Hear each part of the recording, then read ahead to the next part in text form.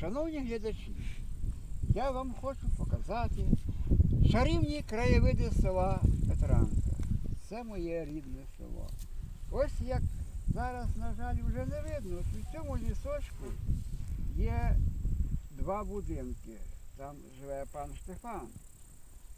Там теж є під самою горою вертепом, там теж є будинок. Воно будинок ще один. Воно ще один. Усі в полі, тут будинки вони живуть. Там іще один був, але він зруйнований. А ось там, вдалині, біля Вербівки, починається наше село. Воно тягнеться так, аж до кінця села, до початку села Угринів. Оце наші поля, вони знаходяться ніби в чарівній колисці. Красота, рельєф.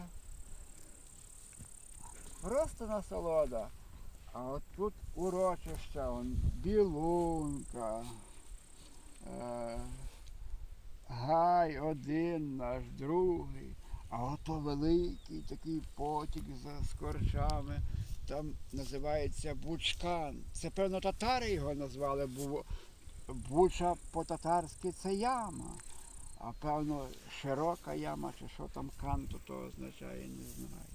Ну там ще є деякі особливості, тут є, але їх зараз на краєвиді не видно. А от там видніється вдалині труби Калуша димлять у сторону Карпатських. Ми під Карпатськими горами. Добре? Бо щось бабуся дзвонить, закінчую я панораму. Алло?